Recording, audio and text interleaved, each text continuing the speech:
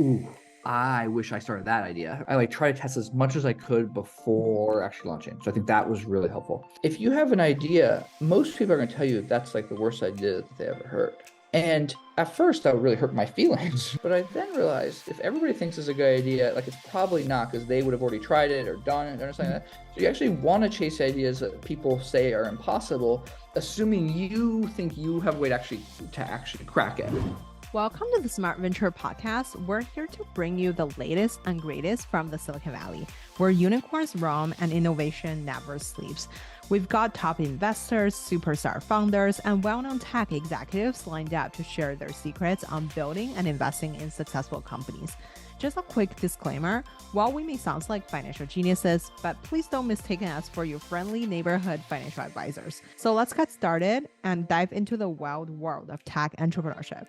Hi, David. First of all, you're such a legend. I've been just dying to chat with you. You're literally on my top 3 dream guests. Thank you. I want to hear who the other 2 are. Okay, so recently I just had Mincho Green on my show. He's the founder of Lead Edge Capital. I'm so blown away by him, and then he became a dream guest after coming onto my show. I just feel like you're definitely one of the top 3. And then there's one more. You and I both want to get Elon Musk onto the show, so there's that. Basically the top 3.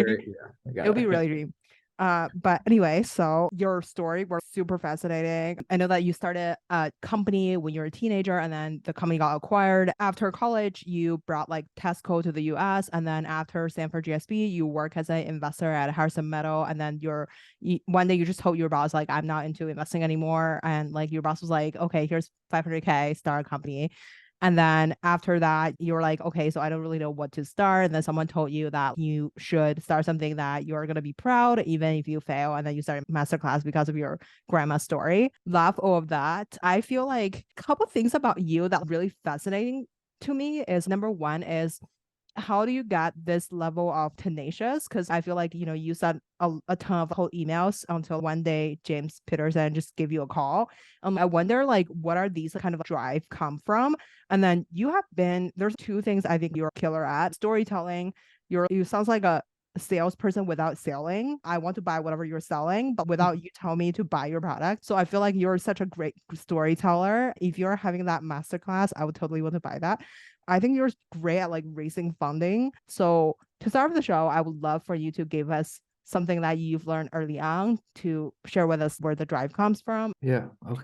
Thank you, first of all. That was so nice and also thoughtful. And I think drive comes from a couple of places. I think it comes from one, ever since I was a kid, I ask questions, tons of questions, and I would get in trouble in school for asking so many questions. But I think the pursuit of asking questions, or even this morning, I came from the dentist and he was doing something, and I asked him tons of questions. I thought he might be annoyed. I was just I want to know how it works. And I think part of comes from asking questions is you want to understand more of the world.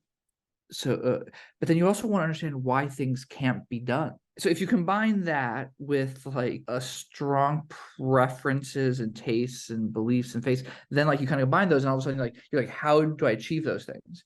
I think also drive can come from pain. I was definitely teased in school a lot because of my stutter. There's probably a part of me that wants to prove them wrong, or prove to me that I can do certain things. I think it also comes from, I don't know if it's expectations or a sense of responsibility that comes from my family, and you're only on this planet once and you have this chance, and I want to be on my deathbed and have not tried to make the world a bit better. And there's probably some insecurity too of wanting to see how I measure up to other people and other things, and I'm able to achieve those things. So I think you kind of combine all those things. I think that's probably where my drive comes from. I think if I added one more, it would be I'm oblivious probably, or I think certain things that other people think are hard or say is hard, I either don't feel the pain from, or at first I think it'll be easy, and then I discover it's painful. So it's almost like this blind belief that I can go change this thing, and everybody else thinks it's hard. I don't think it's hard until I'm in it. I'm like, oh God, it was hard. But I still have that initial urge and belief that I can change it. Yeah, totally. I'm curious, couple questions there. One is, what do you think is your superpower or comparative like advantage? It's a really good question. I think for a business person, I'm creative. I think I get stuff done, and I think I ask good questions. I really like when you said about, you're creative and you're like getting stuff done and asking good questions. So I wonder, like, when you're thinking about building a successful business like a masterclass, what are, let's say, like the core things that you've done right that, like, made it so successful? I hear about like what you said in ETL, your thinking process about picking like two thought partners, or instead of having like 45 mentors helping you see the whole chessboard, all that. But like, what are things that you feel like you've done right that like Okay, so one, I tested the idea a lot before launch.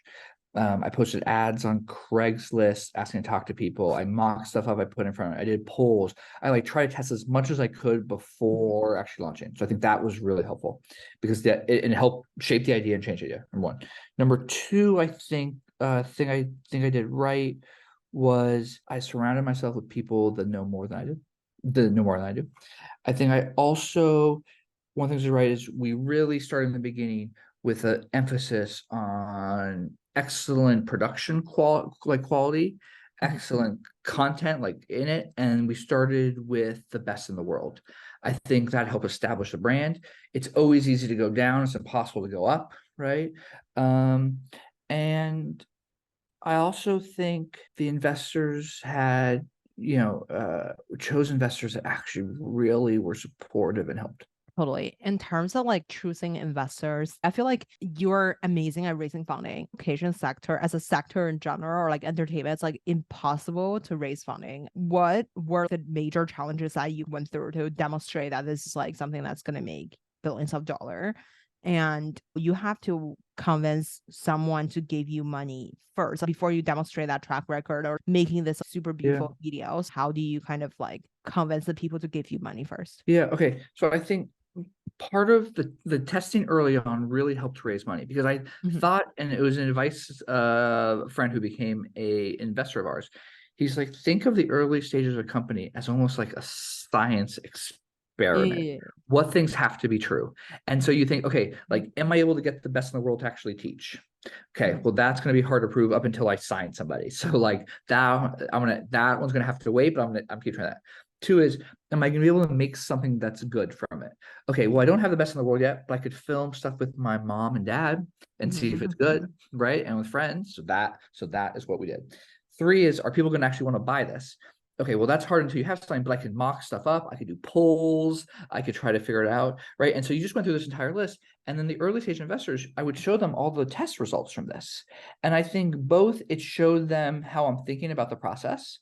And then two is like, okay, I understand why he thinks this is an exciting opportunity. And so I think that was really helpful very early on.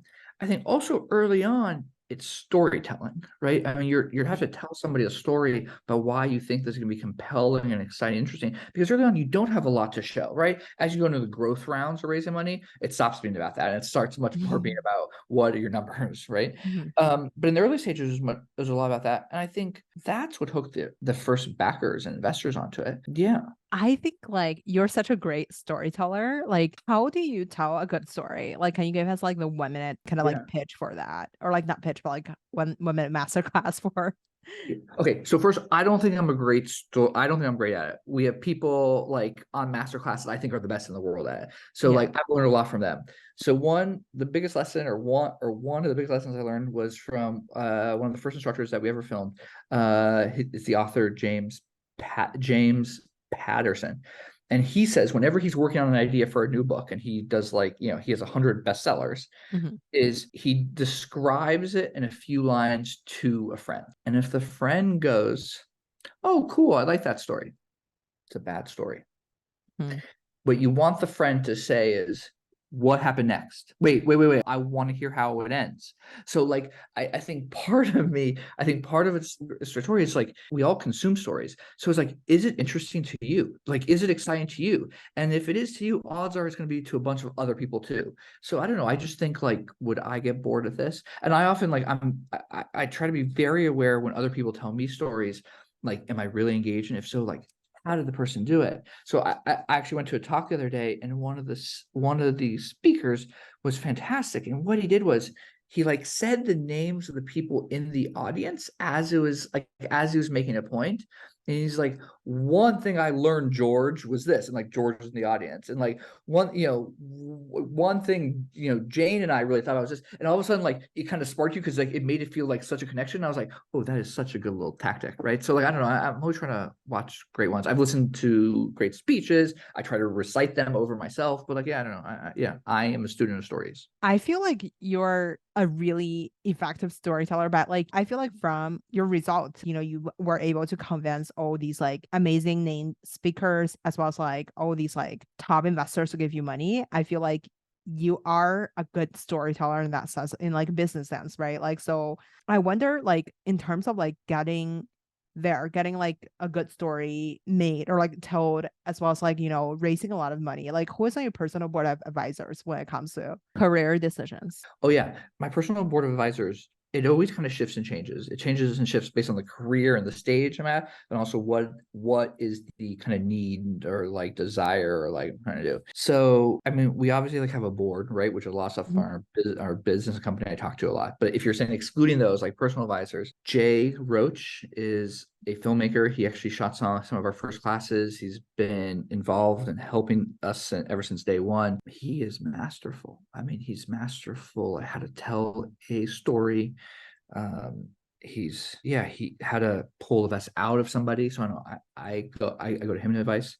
I have a therapist who's great. I have a wife who's wonderful. I ask her advice all the time. But I think it totally depends. So, for example, if I'm thinking about, I like advisors who have been there before and have been a couple stages ahead. You don't want them like 10 steps ahead of you, because otherwise they're not going to recall anything that you're doing at that stage. But you want like a couple steps ahead.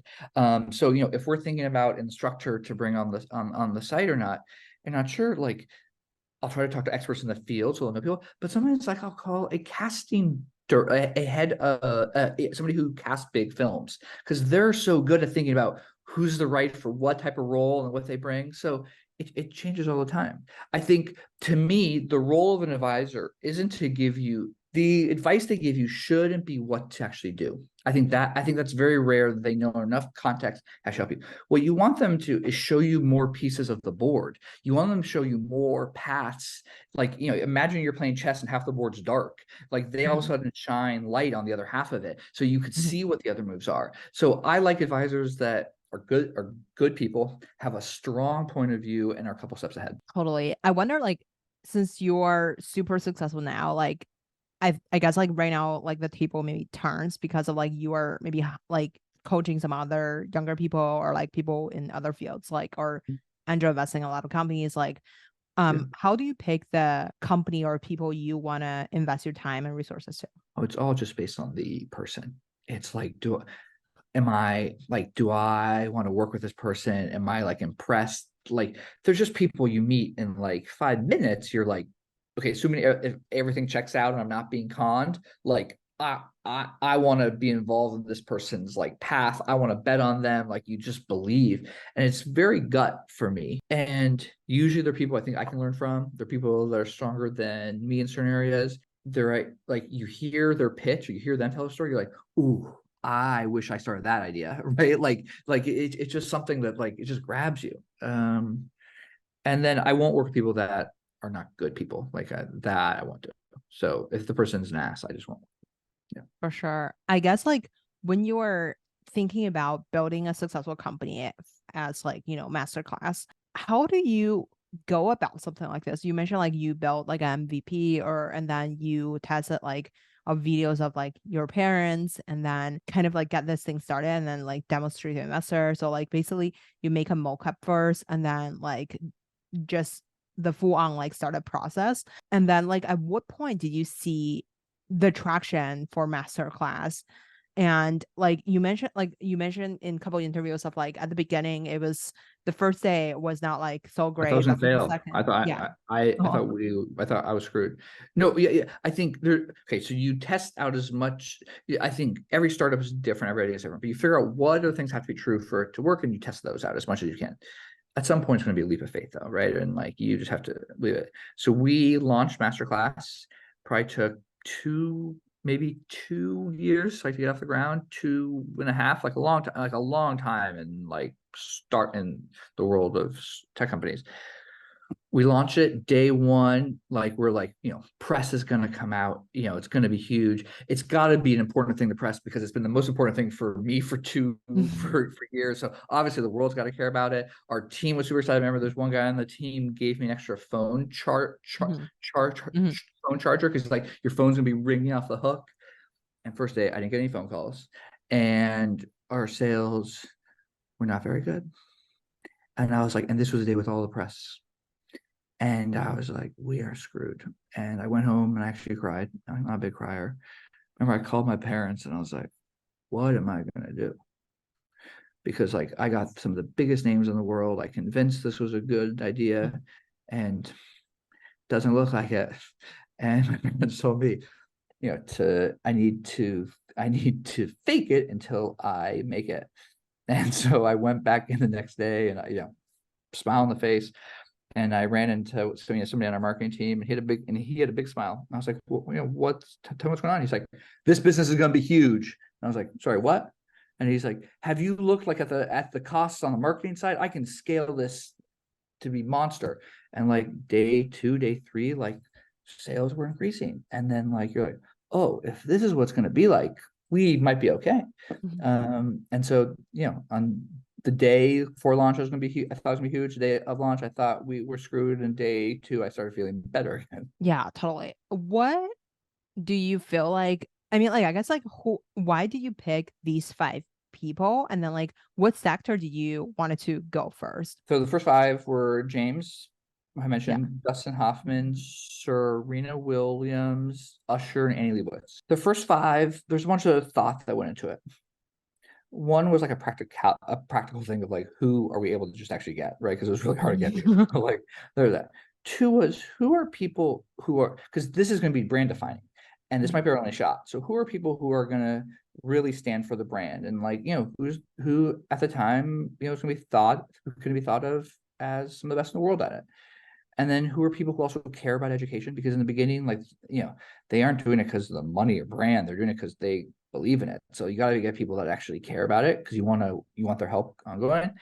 And then I wanted a mix, because I was testing a bunch of things. Was sports going to do well? Was acting going to do well? Was photography? Like, I didn't know. So I didn't want to choose, let's say, all actors or all photographers, because I only had a bit of money. I needed like to diversify all my bets. What did you find out after like the first 5 people that you felt like, wow, this is like an insight that I'm gonna cap on, or like I'm gonna bet on this particular insights? Oh yeah, I mean, the main one was like, people want this, and people like it, right? So like the thing that actually worked, right? So then it was like, okay, like let's make more of these. Other insights, I mean, at the time, I mean, you have to remember this was like 8 years ago. The number one call, like I think this is true.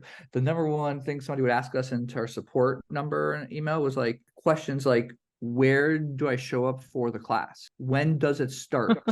How do I get there? And you're like, oh no, it's like an online class. And they're like, I understand that, but like, where is it? And you're like, no, it can be like anywhere you want. Like it's on your web browser. But like at the time, online classes were still like a new thing. So like, but so the idea of like, okay, we had to do a lot more on the training and educating of what online class is.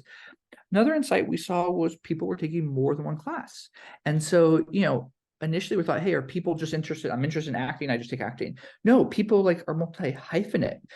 I'm an actor who also connects. I also love sneakers, and I plant things in the backyard. So like I would want a gardening class and a sneaker class. So we actually changed how we priced. And you could buy one class, but you could actually buy access to everything, to all the classes. And that took off even more. Totally. It was such a great pricing strategy. 3 years ago, I went through like a startup accelerator. I was trying to create like a masterclass for tech people.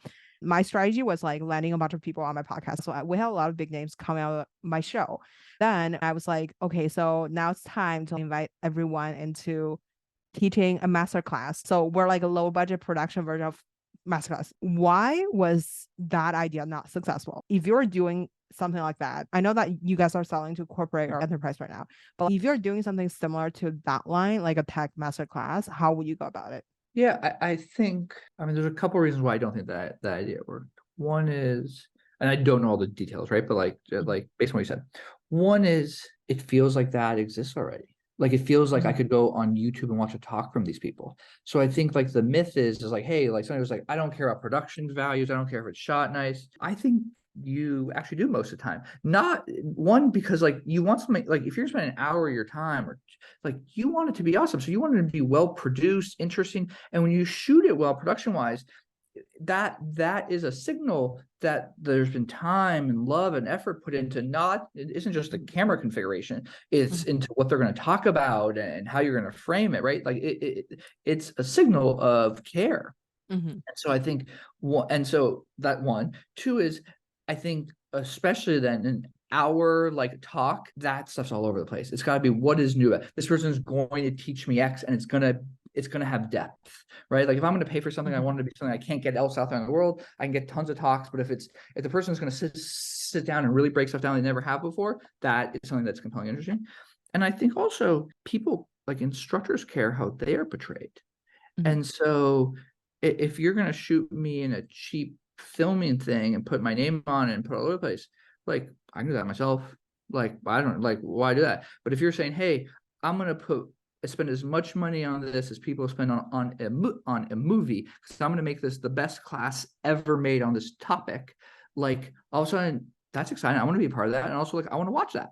So I think a masterclass essentially can be a series or like a brand instead of a website and a full on app and everything. It's not like purely based on tech, right? So I feel like one of the things that, like, when I was like raising money for my media company, the biggest challenge is this is not a tech company. How do you answer a question like that when you're going out there and then raising funding? And then why do you not plan to make it like a TED talk or like something that's like a brand related thing, so you can like yeah, slap your brand onto everything and then like make it as big as possible instead of like making it really curated, nice, and yeah, like has its own website and all that stuff. yeah. So I think people always try to put you in buckets: the press, investors, employees. The only people who never care what bucket you're in are actually consumers. Mm. So like a consumer doesn't think, is this an education company or a tech company? Is this a media company or an education company? Consumers do not think like that. Consumers like, do I want this or not? Right. Mhm. And so I think like we get caught up and stuck in those bucketing stuff, which I think is like a false need to do it. I also think there's false choices made in those. So, for example, we were early on always like, folks always ask us, are you education or are you entertainment? I'm like, Mhm. well, that's a false choice. And they're like, what do you mean? You're like, well, the best education is also entertaining. And so like sometimes I think it causes you to falsely think about it or prescribe rules or things that you wish to do versus what is it the consumer wants? So we know like our consumer wants to improve their own life. Mhm. Consumers love to learn if it's actually engaging and interesting, right? And consumers, like, it's not the same when how somebody learns masterclass isn't quite the same as when they watch a film or a movie. They sometimes want to take notes, they sometimes have questions, they want to be able to dive more in depth. And so it was just like, let's create the experience and the tools that they want. Yeah, and I think some of the ideas, like you're saying, hey, why don't we maybe go like really mass and big and put stuff out for free and things like that? Like we do lots, to go out in the world, especially for folks who cannot afford masterclass.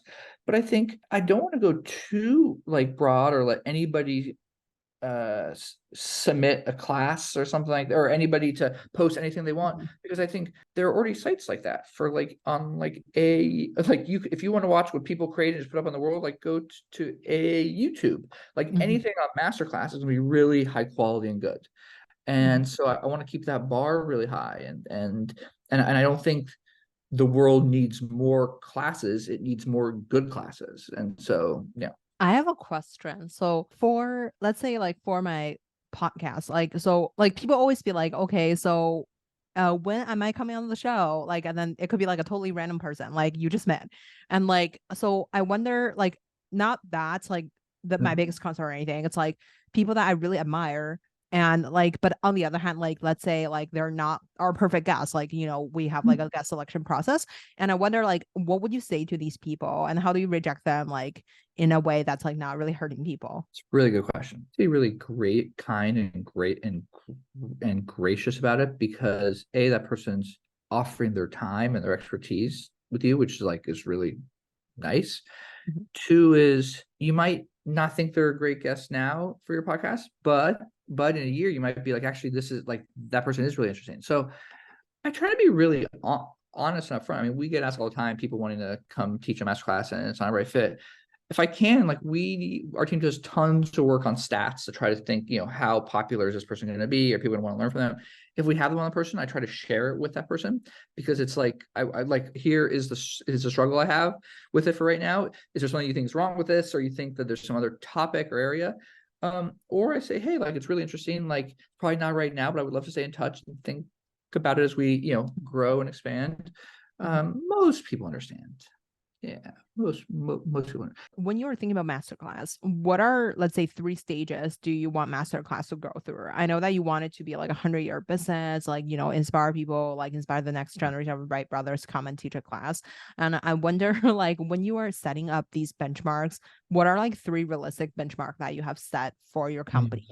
And how do you kind of like reach there? Okay, so it's really good question. So you kind of take like the big vision, right? You want to be there for over 100 years. You want to be like the new school that's for the rest of your life, or the new library of Alexandria. And you say, okay, now how do I actually make this real? There's some goals you set that like are subscriber growth goals or sales goals. You might be like, hey, David, that doesn't tie back to vision. I actually argue it does, because that's like a proxy of how much impact you're having, right? If I only get 10 people to sign up for masterclass, that's not having the impact I want, right? If I get a billion people, like, that's probably having the impact, right? So like, I think, so we use some of those, right? Second is, we also create ones that like one we have is, we love somebody who didn't think they could become a master, take masterclass, get inspired, become a master, and then come take a class on masterclass, like, to go that whole cycle. That would be a fantastic one. And these change as you grow. So like, we had one that we would love an instructor come on, or like, we're hoping one day instructor come on who actually was a subscriber first. And we actually had some of those, right? So we had some instructors like who we asked, and they're like, "Oh, I'm actually a subscriber," and you're like, that is so cool, right? So I think those always change, but I think I try to do a mix of the business ones that are a proxy actually of impact, and then some that you're just gonna know it, right? Like, it's just gonna feel right. I guess like when it comes to setting numbers or like KPIs for your company for like different departments, how do you manage to create like realistic goals for each department? So, or like in terms of like the business structure. So like right now you guys are selling selling to enterprise now. And then like compared to, at the beginning, you guys have like you guys have 5 different classes to, like a couple of years ago, I think during pandemic, you guys had like 80 instructors. I don't know how many you guys have now, but like it's Over a lot 200. more. Yeah. Yeah. So I wonder, how do you set these goals? Which year you're gonna hit a certain milestone? And then when it comes to raising money from investors, how do you make sure you hit like each benchmark from like a business standpoint? Yeah, so I think, so we started as a consumer business, or only direct to consumer, and then enterprises started to call us up and ask for it, and so we expanded to also do that, right? And that's doing great as well. I think goal wise, I try to set as few goals as possible, because I think the more goals you have, like, the less like, it reduces the amount of focus and attention. So you try to do as few as possible. We try as a company to make them like kind of fun. So like, this is super cheap on the cheesy side, but like, each big goal it's like ascribe a like symbol to, or a Disney character to, or something. So like it's super cheesy, but like, it gets you a little more, like, it's a little bit more fun to talk about. Yeah, we try to set very few, and then it's both a combination of asking you think what the team can do, but then also pushing them and saying what it is you think they can do, and also what is it that you need to do, right? So if you're like, hey, for this new product to make sense, it's got to do X of sales, like you just be very upfront with that with the team. Like, hey, if it's got to hit X, and they'd be like, okay, to get X to happen, like here's what I need, or we're gonna take some bets on this and that. And some goals are number based. Sometimes what you actually want to goal is like kind of it is almost the like input or the effort. So because you don't want people to be afraid to fail, right? So if you're trying some new things, you don't want it to, the only goals are if it's successful. Like you want it like it got out on time, or the quality was really good, and then like if it fails, that's okay. Yeah. Because you're the company CEO, right? Assuming you're not really like doing all the outreach anymore, and like how do you spend your time on different departments? Like, are you primarily focusing on like, okay, here's like our vision for next year, and then or like primarily focusing on finance because we're raising funding all the time because of like every company does. At one point, here's like guest outreach. Let's say like we're shooting for the Elon Musk of the world. So like, like I'm the CEO, I have to like, send these emails. So how do you spend your time to make yourself and the company efficient? Yeah. So your job as a CEO, it changes every couple of months. Nobody tells you that's changing, but it is. And so it's on you to figure out your number one job throughout is making sure that you don't run out of money. Like that is your first job, because if you can do that, everything else like lives and survives. So every like couple months, you change what you think your area and time needs to be spent on. Right in the beginning, it was signing instructors. But then you start being like, we now have people on the team that are pretty good at it. Some are better than me. Okay, I can spend less time on there. The area I got to spend is on this. So even now, every couple of months, I'm like, hey, I need to spend time on, I want to spend half my time in this area, a third of my time on this area, right? And the rest on this stuff. So you're constantly re-looking at that all the time and figuring out where does it help and where does it not help to have you involved in it. I mean, like there's certain things like getting more people involved actually makes it worse, right? And so, yeah. For sure. In terms of like getting the guest onto like or getting the instructors onto masterclass, after they're on masterclass, do you have any like do you keep in touch with everybody, or like do you guys host like an annual party, invest all the master in or something? Do you Oh do yeah, something like that? we don't host like an annual party for instructors and that. No, but yeah, I mean, instructors, this isn't like an endorsement deal. This is like they are investing a tremendous amount of time and effort into teaching what they've learned their entire career in life. And so we develop with them very deep relationships and care and admiration and respect. So yeah, I mean, our relationships obviously depends, on the person and when, but like are usually quite close. And for some it's me, there's some it's the producer of the class, for some it's, the person who helped recruit them in. So like, it's not, it's all throughout the organization. But yeah, and we also try to stay close to them. If there's things going on in their life they're excited by, how can we help and support them? If there's opportunities for them to come back and share what they're working on now. So I mean, yeah, we try to have very close relationships. In terms of like having a successful masterclass, what do you think are three factors that making certain class more successful than others? I think the most successful classes, people really put in effort and time to figure out what things that they had wished somebody had taught them, things they've maybe never shared before, right? So I think that's like one big part. A second part is, really figuring out what is it that somebody wants to actually learn, right? So like if somebody was an expert on like making pens, a Sharpie, a marker, like I don't know how big of a market that is, right? So also think of something that people like would actually want to. And then three is, I mean, we work very closely with them is, how good they actually can teach it, right? And so we work very close with them. They have ideas, but we try to think of ways that's not just them to sit and talk about it, but actually to actually show it and discuss what their work is and say like, here, let me show you once where I messed that up.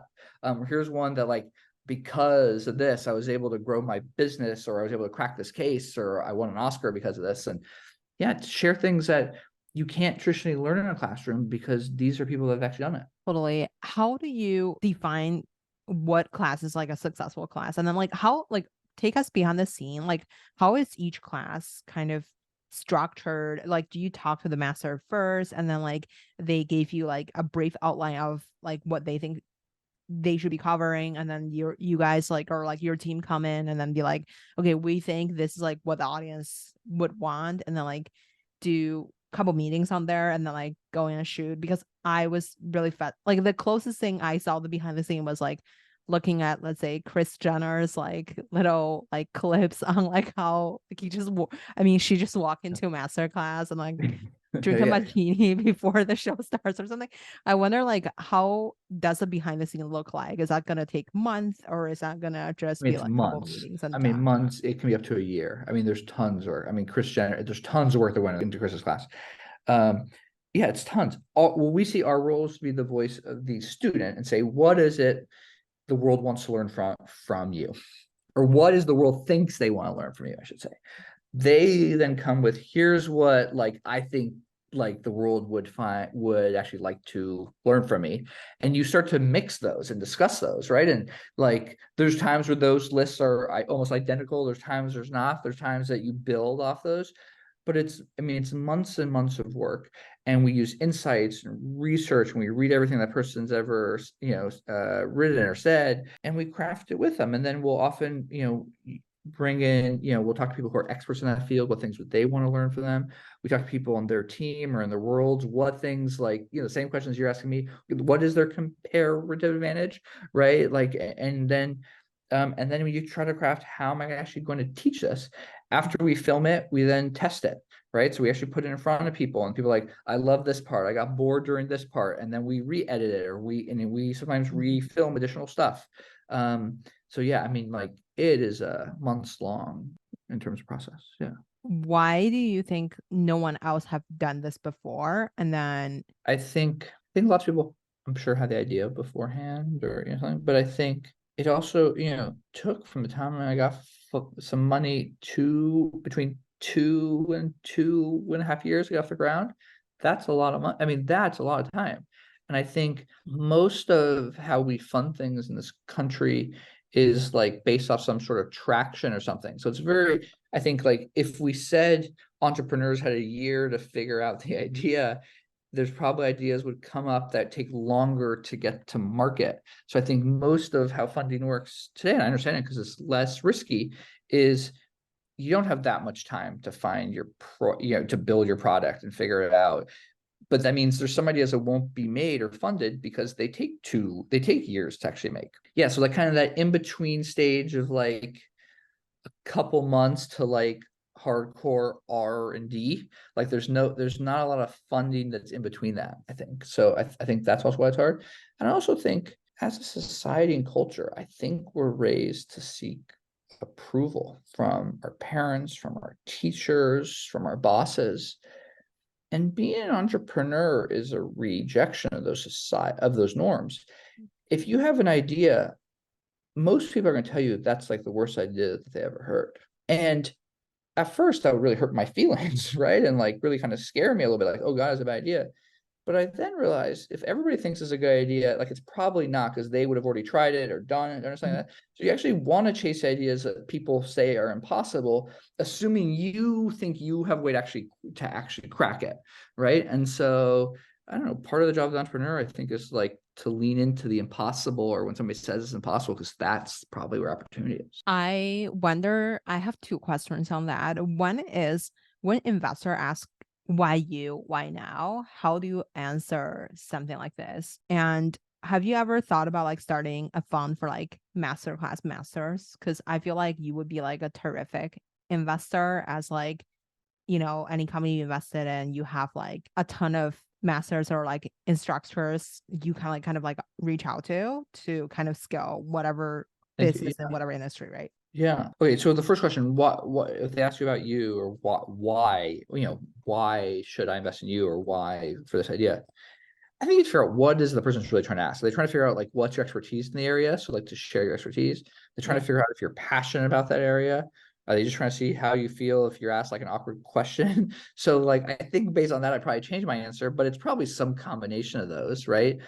Sometimes they want you to pull at the heartstrings, and but I think trying to figure out which of those angles they're trying to pull on, and then do those, or if not, do all three of those. Like a masterclass fund. No, we haven't really ever thought about like doing a masterclass fund. I do some angel investing, and some of the other folks involved in masterclass do some angel investing. So sometimes we'll get together, invest together or something. But I think we probably have like enough to build and create that we haven't like yet thought of doing like a masterclass fund or anything. Yeah. At one point, the community-based class was like an idea of like every kind of thing, right? Like, so I wonder, why did you decide to keep masterclass simple, just like keep doing classes with like the top masters and like basically this model instead of like trying other things, or like I bet you got like 500 ideas every day, but Oh yeah. I think we try to drive innovation from what the consumer actually what they say they want, but also what we think that they want based on their behavior. And then we often try things in small ways. Like I think you can like, I know there's like I feel like a theme I would say, but like I think you're able to test a lot of things out. And we saw like a community-based learning or class is very difficult and much more work for a student actually, because you basically have to start at a set time. You have to be the same part of the class as other people in the class are, and maybe they can go to all different speeds, but you have to be with your cohort or group. You have to have the same intentions to want it, right? It's a very active and so I think there are cases where that works really well, right? So for example, if you're doing it with people at work and there's people that there's already trust involved, right? You're trying to maybe all do this together as a group or something. Like there's ways that naturally bring that together. In a lot of other cases, that's not what we want. Like I think we want to be able to talk about the things that we learn with other people. Like we enjoy that, but like think about it, when you read a book, you usually don't want like a assignment after each chapter, right? Or like you don't want to like, you want to talk about it with somebody who's reading the book too and be able to chat with them about it, but it's not even every chapter. You just kind of want to discuss the whole book. So I think we try to find ways to get people to interact in ways that feel right to them, but not to force it. And I think a lot of the things where EdTech gets wrong is they take everything that we had in school, like in elementary school and high school, and say, okay, now we're gonna have this for your like post-school time. No. Like a lot of the things that we do in school is because we're forced to. So if you're thinking about like creating a school for the rest of your life, you have to do things that people like want to take and want to do. And so I feel like that's something that people have to think about, because otherwise you're gonna build something that we don't want to do. For sure. What do you think are the next thing that masterclass should do to get you guys to the next milestone, whether it's like IPO or like some other big outcomes? With AI is going to change how people learn and consume.